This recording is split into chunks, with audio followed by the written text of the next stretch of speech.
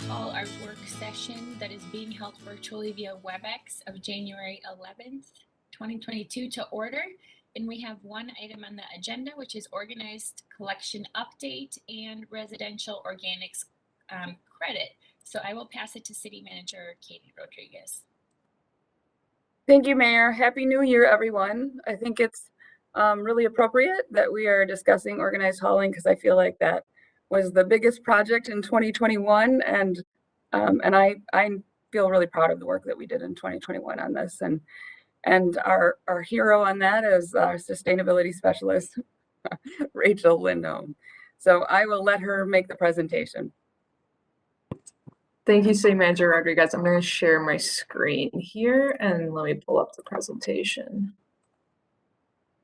Okay, put that into. Oh, we are already, all right, there we go. So as Mayor Reagan Gonzalez mentioned, this is a one topic presentation, but we do have two subtopics tonight. And so we're going to start with a brief update, recap of the program in the past few months so that council members can be aware of the program at large, in addition to your own personal experiences, of course, and then we can use some time for questions or comments as well before we move on to the organics credit aspect. So just as a quick recap of kind of how we all got to even last October when the program started, we started with a range of haulers who were operating all over the city in every collection day, in every, north, south, east, west, all over the place. We had between 3 and 5 haulers, depending on, the specific time that we're looking at, of course. And then, of course, with acquisitions and everything, we ended up organizing with 3 for the system that we have now. And as we know, there were many, many reasons why organized collection was proposed and the value that it brings to the city. One of the large areas of opportunity it presents to us is basically we had a lack of knowledge about the tons that were being collected. So trash, recycling, yard waste, bulky items, all of these waste streams that we previously had that the city had no idea about what was happening, if recycling was happening well, if there was a lot of contamination, areas for improvement, and things like that. We also spent a lot of time talking about the organics mandate from Hennepin County that was coming to residential collection and how Richfield was going to take a look at that and then implement organics collection in the city as well. Of course, now we have a really good organics curbside program that we have about a quarter of the city participating in, and that's with doing very little education and outreach besides the initial stuff that we did. And so we're really looking forward to growing that program as well. And then, of course, all of those whys and everything and the planning led us to the adoption and the rollout. So that adoption process that we started in November of 2020, oh my gosh, I'm going to mix my years up. I think, yeah, November of 2020. And then we started in October of 2021. And of course, now we're in 2022, just all blurs together. So that's the recap. Statistics that we've talked about, the total households initially identified through a mix of working with the haulers and our city records and county records and a bunch of spreadsheets was a little over 10,000 households. I think it was between 10,000 and 10,050. We currently have about 50 households that are exempt for various reasons from the program. Some of those residents are self-hauling their trash to transfer stations. Some of those properties are vacant for various reasons. There are a few other exemptions as well. So that brings the total households that are currently being serviced once we removed the exemptions and once we also removed we found a few duplicate addresses and a few businesses that were classified as residential collection and some weird things like that. We're currently between 9,950 and 9,975 households. So that's kind of where we're at. It's a pretty steady number that includes several hundred households, obviously, that we identified that didn't have service before organized collection, again, for a variety of reasons. And with that number of households, obviously, that brings a lot of resident interaction and communication and phone calls and emails. Just for a point of reference, we pulled my incoming phone calls from October 1st through, I think it was just through the end of last year. And there were 467 incoming calls just to my phone line. So this does not include Public Works main phone lines. This does not include the various staff members and their individual phone lines. Of course, I do get the most calls, but there are a wide variety of people helping me with this. And I think it's just a really important reminder of how much feedback and how many questions and how many issues that needed staff help to resolve, or all of these different little things that you all are familiar with and we've talked about before continue to keep happening. So this is that number next to that 467 is the total length of those calls. So it's over an entire day. It is 24 hours and 42 minutes and 3 seconds that I've spent on the phone in the past few months. So I just want to highlight the importance. These are all super important conversations that we're having with residents, and obviously we're very, more than happy to help any way we can. But I think it really is a good reminder of how much even a small program or a program for a city that's, small and like Richfield is, it still racks up a lot of staff time. And I think it's really important to recognize those other staff members as well. Unfortunately, I don't have an accurate count for emails. As you can imagine, it'd be pretty hard to get a number for that with all the back and forth and the threads and everything like that. So I can easily say there are thousands. But yeah, it's a really good thing. I continue to have residents reaching out to me. Even in the past 2 days, I've had really good conversations with residents who have gotten their next bill. We're on the second billing cycle, which is a nerdy milestone, I guess, and got a few calls from residents asking about organics, and then signing up once they learn more, which is always a positive experience. So yeah, I think that those are some good numbers to share. Challenges and successes of the program have been many on every scale. Since we are not doing the billing for the city or through the city, we've had a lot of interactions between me and the haulers to try and make sure that we have current owner and current resident names and addresses for accounts, especially because we were taking data from summer and then starting the program in fall. And of course, people always move. So that's a constant thing. We have set up systems now to capture people and their submissions when they sign up for utilities and when they're moving in and when they're moving out. And it's really helped the system flow. Those things we didn't even have them set up in October. So it really shows our flexibility to keep creating a better program and smoother systems. I think both a challenge and a success of coordinating 3 haulers who each operate differently and have different processes and programs of their own and software systems and all of that fun stuff. So that's been a learning experience for sure. But all 4 entities, the 3 haulers in the city, we're definitely getting better at that and communicating as well. So it's helped the rollout, and of course now just the regular day-to-day pickup go as smoothly as possible. I think a lot of what we're currently experiencing right now is less of the initial rollout challenges and more of the challenges that are brought on by the current staffing shortages and other COVID-related shortages as well, which is not a Richfield organized collection specific problem. Obviously, we see a lot of haulers in a lot of cities having to delay collection and things like that. And our haulers have been really good at communicating with me and with residents. And that hasn't affected Richfield so far. We're hoping to continue to help residents get their collection on time and make sure that carts are placed where they should be and things like that to ensure that it's being collected properly.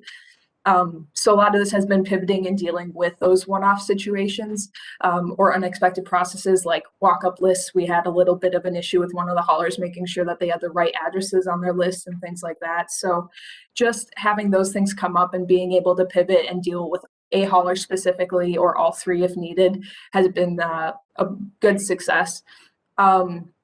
We have had a few different things with the rollout, like misses that we were trying to rectify throughout the first few months, especially with one specific hauler. And we have finally gotten to a point where we have, specifically with that hauler, permanent route drivers in Richfield for recycling and organics, which is what was the big struggle for one of our haulers. And now with permanent drivers, we see so fewer misses and so fewer issues because, of course, you have the same driver day after day, week after week. They know the houses that need to be walked up. They know the houses that don't put their carts out, etc. So we're running into fewer problems with those issues. I did a ride along with Republic, which was really eye-opening to be in the truck itself, going through the collection day zone and seeing the various issues, or seeing where Republic could improve, where the city could improve, where residents can improve.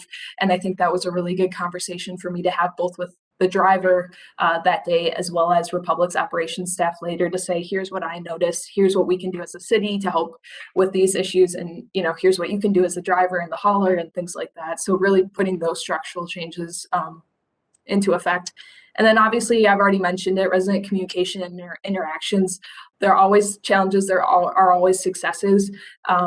And they just continue. I continue to have really good questions from residents about things like backyard composting versus curbside composting, what is being recycled, all those kinds of things. How far apart do my carts need to be? Should my hauler be doing this? All those kinds of things. So yeah, I think that's kind of, in a nutshell, those are the challenges and successes.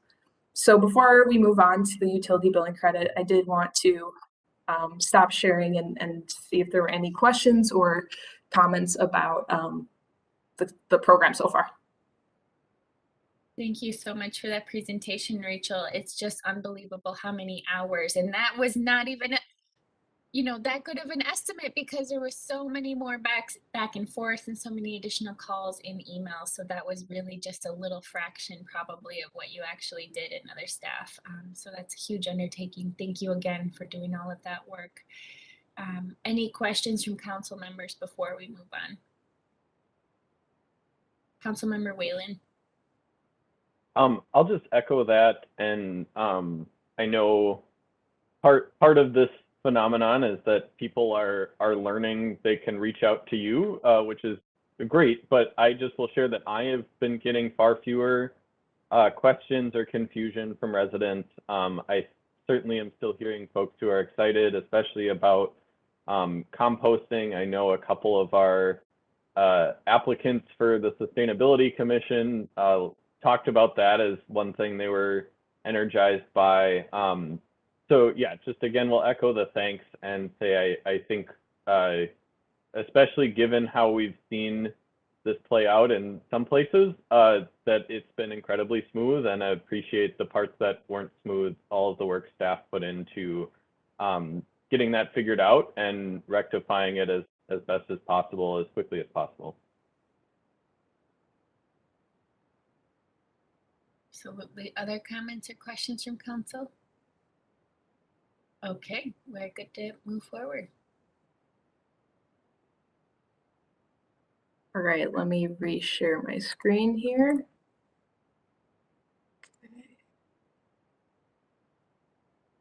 All right, so as we discussed, the organics program, besides organized collection just being in and of itself a huge transition and such a new thing, the biggest new part of the system has been organics collection. And we've had a lot of talk about this in previous work sessions and council meetings and things like that. And so besides it just being pretty successful for the Richfield model, so to speak, being the first, we're the first city to do it this way. We're the first city to do it with multiple haulers instead of a single hauler, the first city to have it opt in with, you get a cart if you sign up for a cart with, with multiple haulers, like all these variables, we're the only one to compare ourselves to. And I think that also speaks to how successful we've been. Like I said, we're over 2,200 households have signed up for the program, which is almost a quarter of the city, or a quarter of the program in total. And that's with doing very minimal outreach and recruitment, so to speak, to get people to sign up, because originally So it was a long time ago, but we had discussed doing a phased integration of organics. So we were going to have it available at the start of organized collection for early adopters and people who, were doing drop off and knew already what they wanted to do, curbside and things like that. And then we had talked with the haulers and discussed doing like a 3-month outreach chunk and a 6-month outreach chunk to really kind of get the ball rolling. We didn't plan on having so many residents signing up the summer before organized collection started, and that really made the program so much more successful from before we even started it, and it got the word out, and we talked to a lot of people.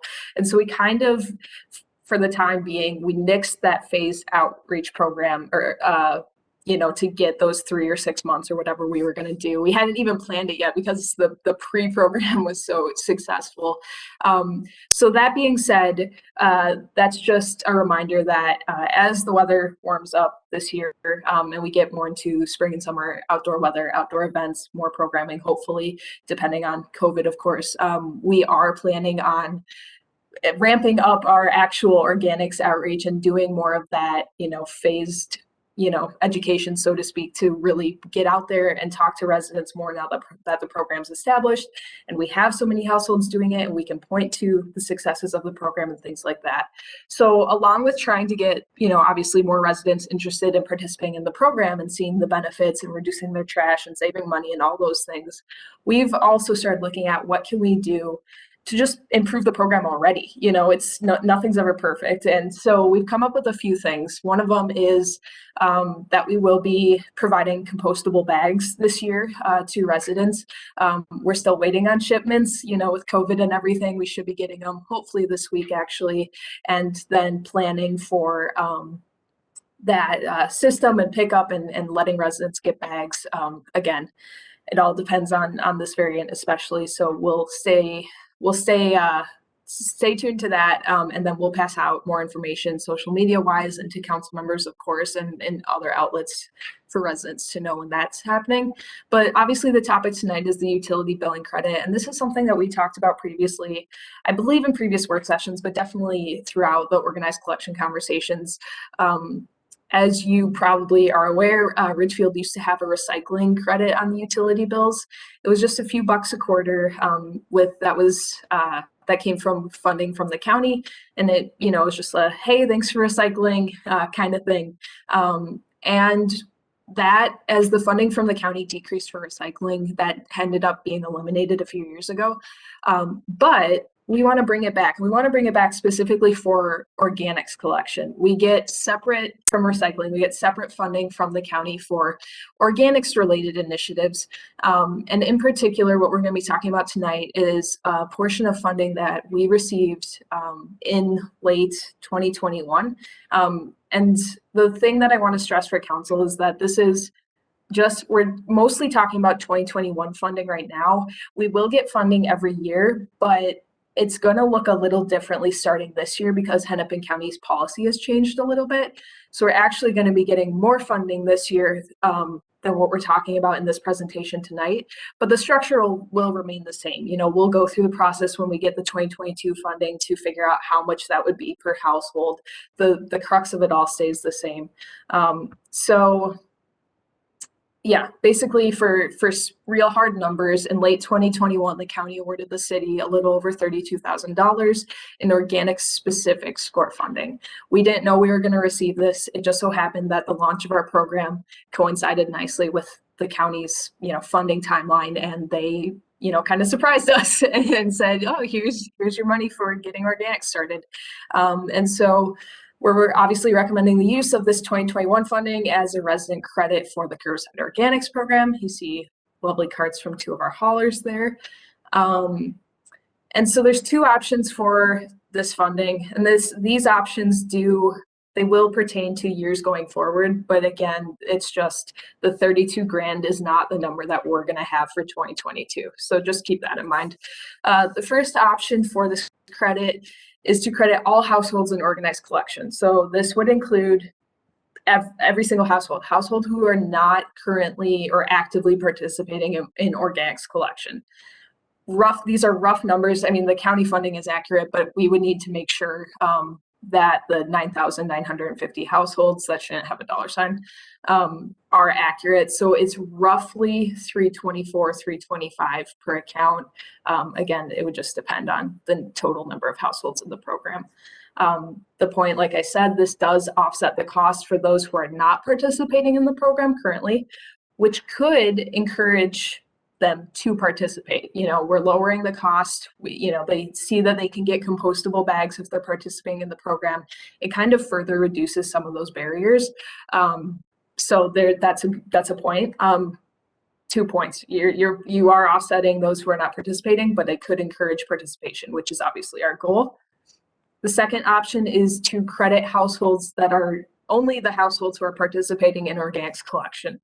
So currently it is between 22 and 2,300 households. And of course, then because you have so many more households, the amount per household for the credit jumps. So that is the 2021 funding was allocated based on the number of households participating. So we got the 32 grand because of the 2,300. Actually, the number that I submitted to the county was a little lower at that time, but anyway, so that's how the funding was allocated. Going forward, the funding will not be allocated per household. The county is actually doing it based on a target percentage. So they're saying, okay, we want Richfield to be at this amount. You know, here's the funding to get there. They're not saying, oh, Richfield has 2,300 households, you get this much money.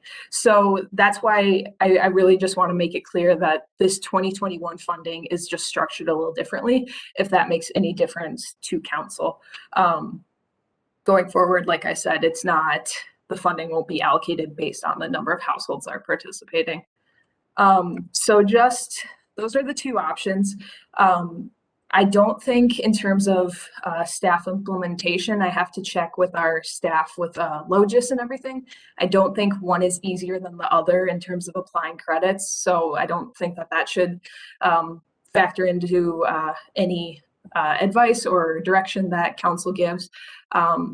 I think there are pros and cons to both options. Personally, I think staff are more in favor of crediting all households in the program to try and further incentivize participation.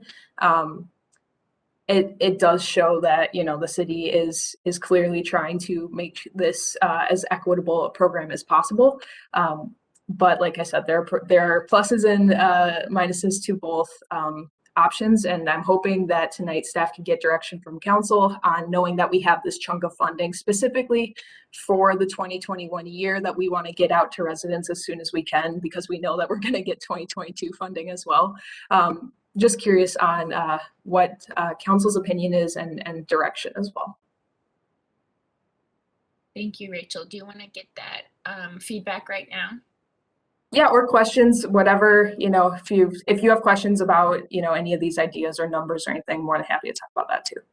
Okay, thank you. Councilmember Whalen. Can you just clarify quick, are these numbers, these would just be one-time credits? This is not like per quarter for a year, right? So that's another 2021 versus 2022 and on thing, right? So because this, right now we're just talking about the 2021 stuff, it's only, you know, a lump sum funding that, you know, we want to pass it on as soon as we can to residents.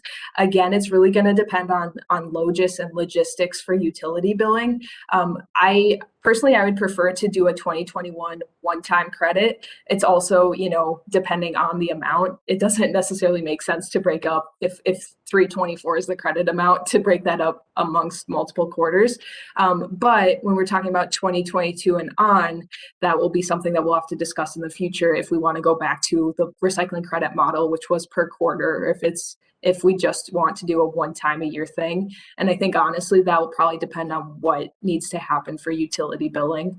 I don't know the logistics of that system to speak, but hopefully we can do a one-time thing, at least for the 2021 credit.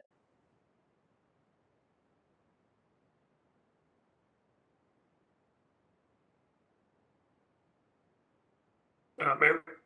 Go ahead, Councilmember Hayford O'Leary. Thank you. A couple questions. I think the first is, Okay, are we required to do this as a refund? Like, how are we paying for these bags or other encouragement stuff? Is there a reason why we couldn't save the money and use it for stuff like that? So the money for the bags is actually, it actually came from existing sustainability funding that our budget that we had already identified.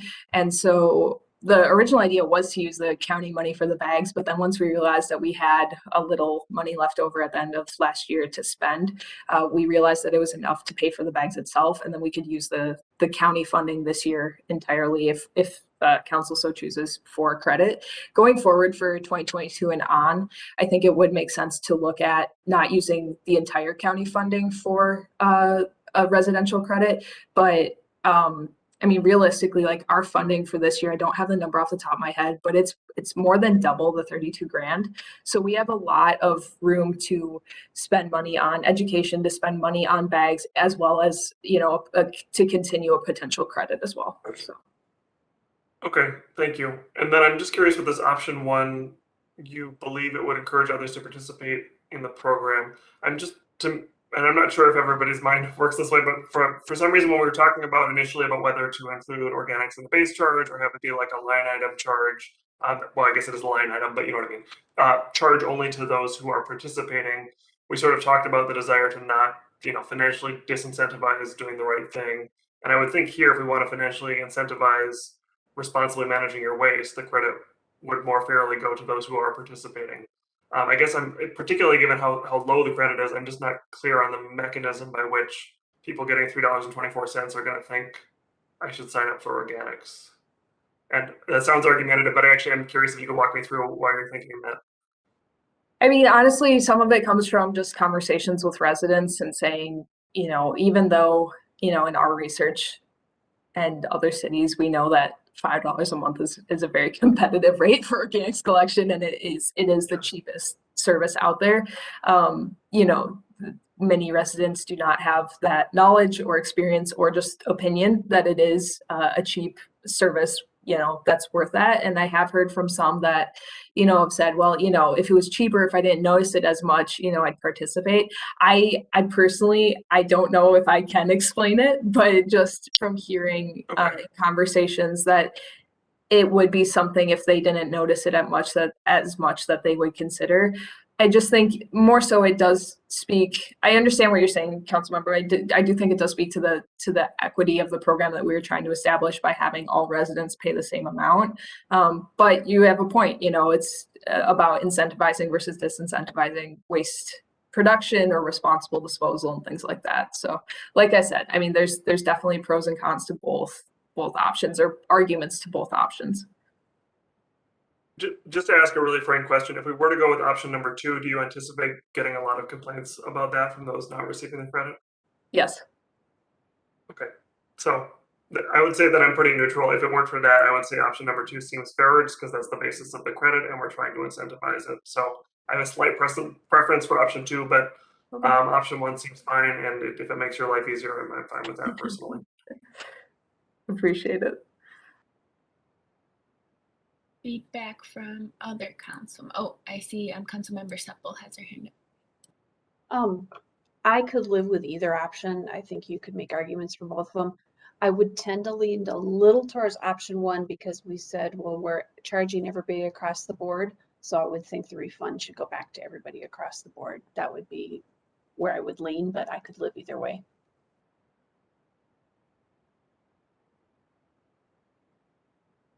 Councilmember Whalen.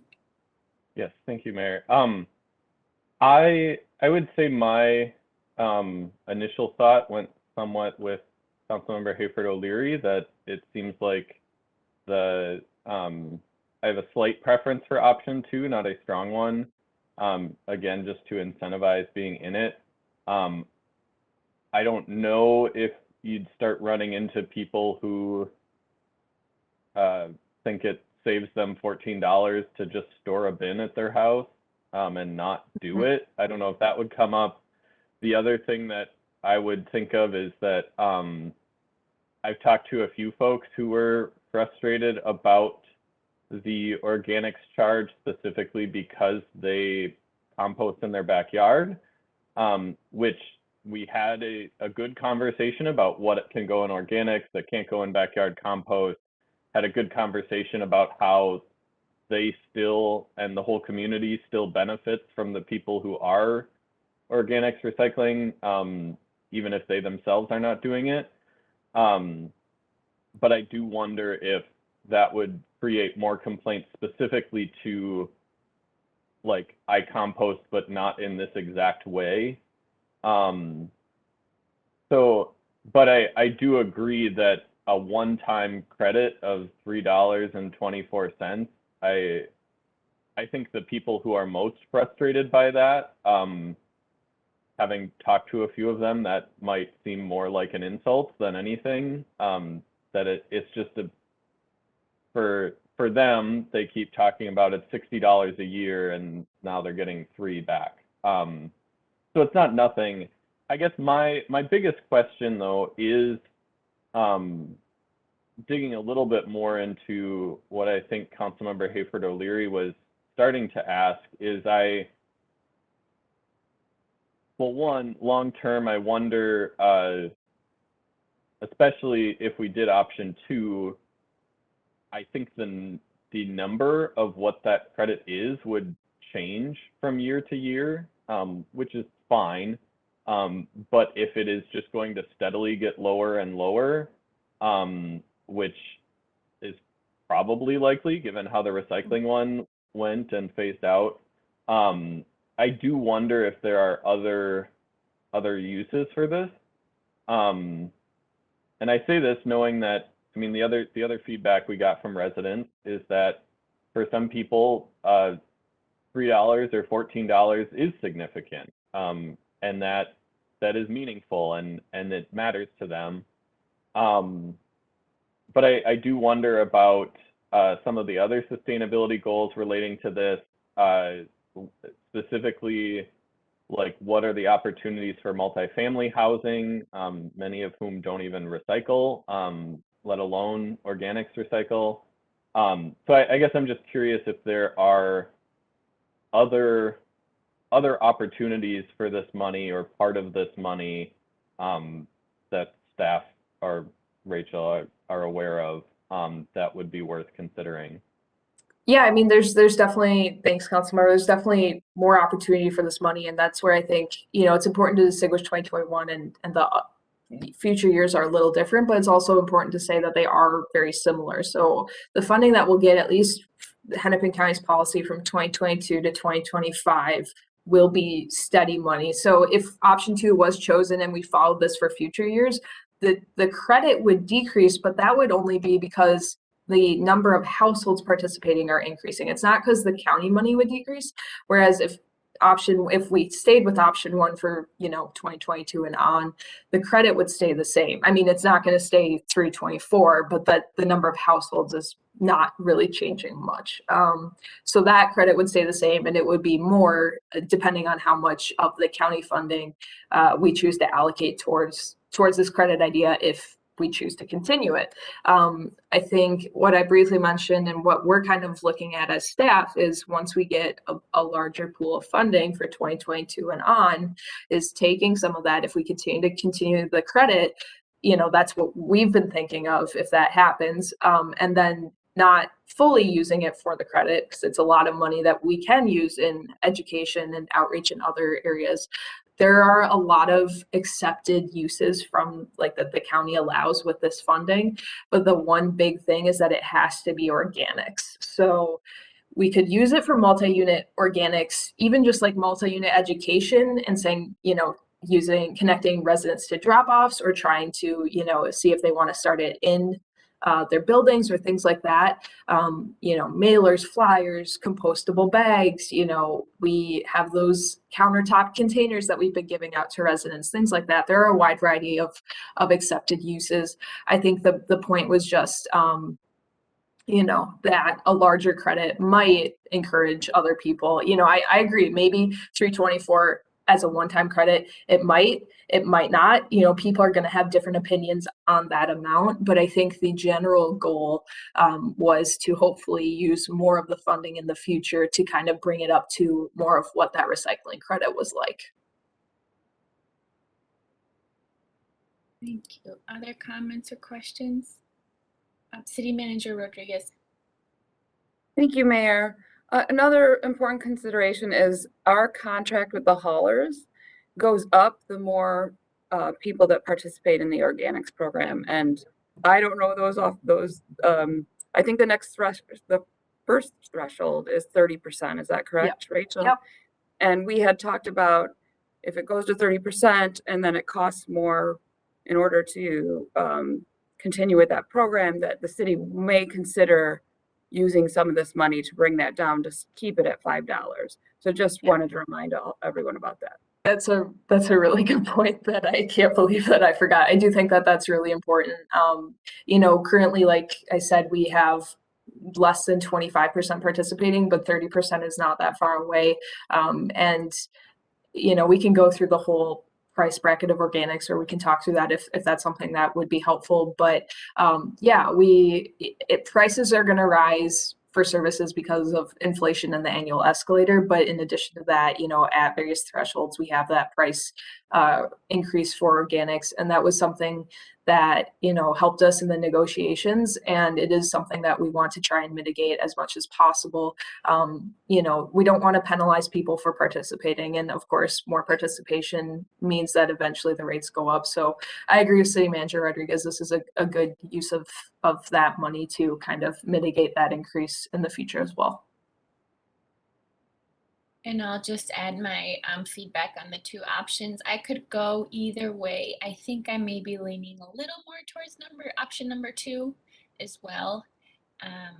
But either one is a fine option for me.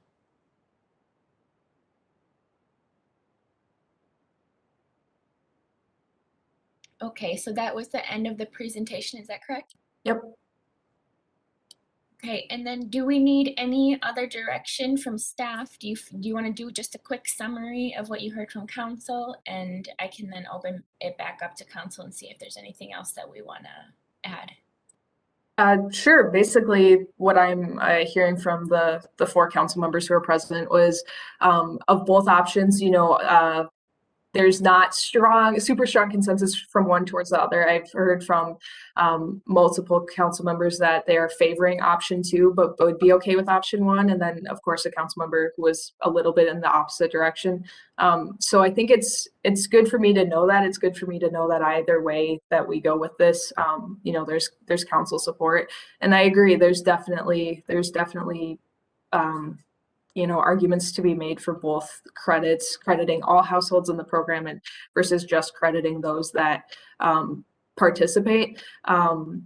I do think, there is room for flexibility as if we continue this credit to, occasionally look at how it is structured and change that. I have heard of other cities who have done that with their credits, by starting, for example, with crediting everybody in a program and then changing it to crediting only those who are participating. So we do have some flexibility if we wanted to do something, an option this year and then change it in the future. That is also a possibility. So. Great, thank you. Any last questions or comments from council? Councilmember Seppo. I just wanted to say again, thank you, as this has been amazingly smooth considering the big change that it was. And you guys have all done a wonderful job, so thank you. Councilmember Whalen. I guess I just want to, given that there's not super strong opinions one way or the other, you all know that there are many times I have stronger opinions. But this is one where I guess I would not be offended if the staff recommendation in one direction sort of got prioritized over a slight preference by 3 of us.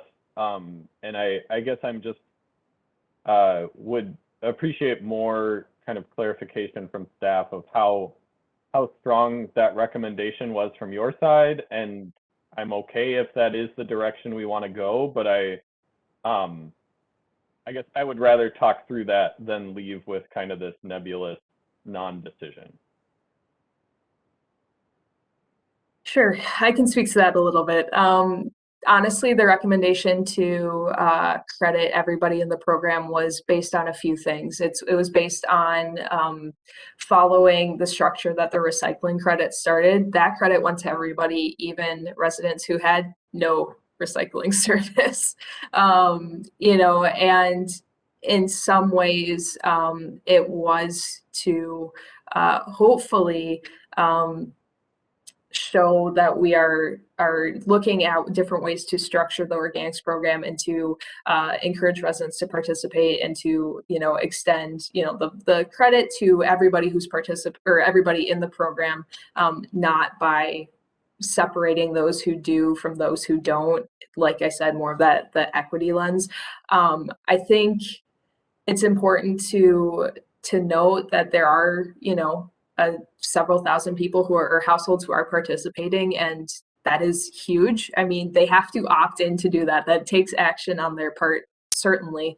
But I wouldn't, I think there is some truth to we would receive feedback from residents if we only sent or gave the credit to those who are participating. And so that's kind of where the idea of maybe starting the credit by spreading it over all accounts and then seeing what that does. Does it encourage participation? What feedback do we get from that? Do we get people who say, why are you giving me money? I'm not doing this. You never know. And then saying, okay, 2022, 2023, we now have more funding from the county, and maybe it does make more sense to just credit those who are participating. I think just like a fair amount of organized collection, we're going to improve this as we go. I don't think there is a wrong answer here. I don't, it really is the direction from council that advice that I was looking for, and so to speak. But I think, we're arguing, you're not arguing, but we're trying to decide how are we giving money to people, which is like a great situation for me to be in, because it's another good thing that we can do with the organics program. So that's why my recommendation was for all households. But I think, we're doing something that's like uncharted territory in a lot of ways. And so I don't know exactly how one option would play out versus the other. It wasn't the super strong. If I felt super strong about one option or another, like you were saying, Councilmember Whalen, I make that clear to you. I think we should do this. This is the staff recommendation, and this is what we should do. But like I said, there's arguments to be made for both options. So it was a staff recommendation, but it's not, if the direction was firmly option number 2, I feel okay with that as well. Thank you. And I, maybe this is semantics, but I do feel the need to point out this, in this situation, I don't think this is an equity decision. That's an equality option. Mm-hmm. And just for our ongoing equity work, I think that's important to point out. Equity is not just doing the same thing for everyone, but equality is not bad. So yeah. Yes. But I'd be curious. I think I saw Councilmember Hayford O'Leary's hand. I'd be curious if you have more thoughts, since you were someone who had also preferred a different option. I think for this year, I'm mostly convinced that we should just do option 1, and just in the interest of offering some decision, because I'm glad that Councilmember Whalen called out that we didn't really reach any conclusion. I also appreciated a comment. Councilmember Supple spoke after me and made the comment that although part of the idea is to financially incentivize, part of the idea is everybody pays the same rate, and there is fairness in that. So in the same way, although it is by design, people not participating are subsidizing the program for people who do participate, and I guess it makes sense to give them the thing. I would say I definitely don't see that as a commitment to that, and I think in the future I would be probably more supportive of going the other direction of just giving it to people participating. But given, this is a new program we're getting used to, there certainly was some controversy about this charge.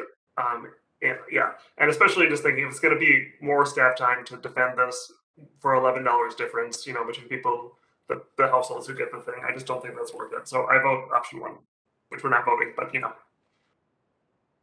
That's fine with me. So hopefully that helps Rachel clarify a little more support for option 1. Yep. No, that was great. Thank you all.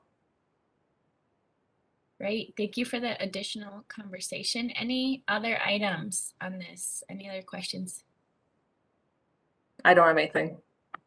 City Manager Rodriguez. Thank you, Mayor. And Rachel, I apologize, but the next steps, is this coming to the council for a formal vote? I that's a good question that we have not discussed. I think honestly the next steps are me to figure out the logistics with Logis and utility billing, because that's going to be a big factor in the timing and things like that. And I'd like to get a little more information that we can bring back to both you and council and other staff members to kind of plan out this process and make sure that we're doing it correctly. I don't think it needs to go to a council for a vote, but I'll always willing to write a staff report for that if we decide that it's necessary. I don't think we had discussed that previously. Okay. All right. So if it doesn't go to council for a vote, I will make sure I include it in a future city manager. Right. Yeah, I'm sure I definitely foresee future discussion, if only to convey more logistics about the process and, final household count and all that kind of stuff that we don't have firmly nailed down right now. Yeah, thank you. And thank you for asking or answering during the meeting. I should have asked it before. No, it's okay. Thank you for that. Any last items before I conclude our meeting? All right, thank you so much, Rachel, on the update on organized hauling and how well it's been going and kind of what's next. And I will adjourn our meeting and I will see the council and some of our staff at 7 o'clock for our city council meeting. Thank you.